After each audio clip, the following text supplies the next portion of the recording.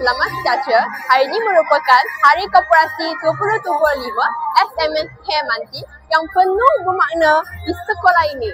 Saya Tiputing dari TPSS membawa anda semua pergi melihat suasana yang meriah. Jom kita lihat.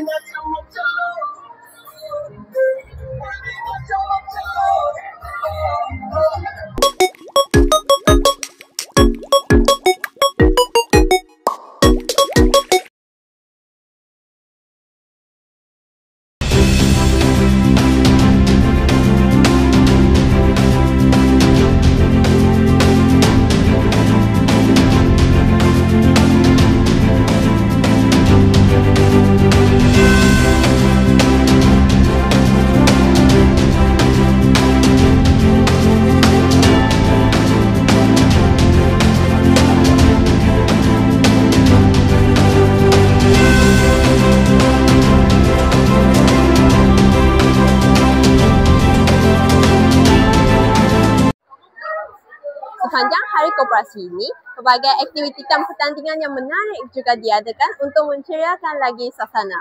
Jom kita tengok bersama-sama. Bila masa kita mengenali erti kehidupan ini indah, bila langkah kita menjejaki bersama tanpa putus asa. Namun bila ku terjatuh, kamu ada.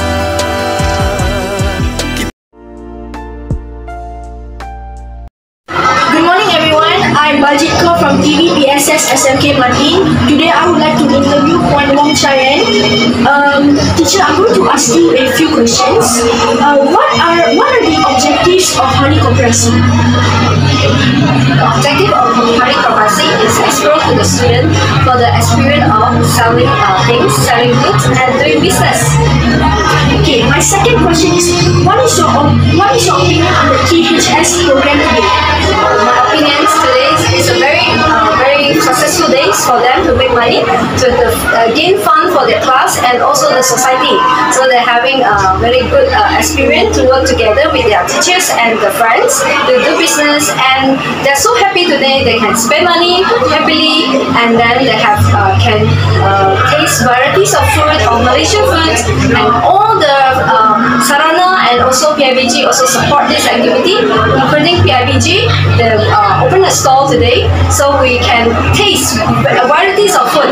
Teacher bought a cup of bubble tea today, and having a very good cocktail, and also a lot of nasi, ayam masak merah today, very tasty. Assalamualaikum dan selamat sejahtera. Saya Akila mewakili unit TVPSS ingin menyanyikan satu soalan kepada Fatul. Okay.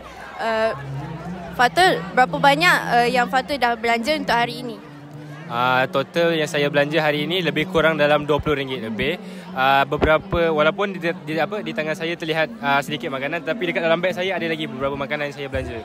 So lebih kurang dalam RM20 lebih tu saya spend pada hari ini, pada hari koperasi ini.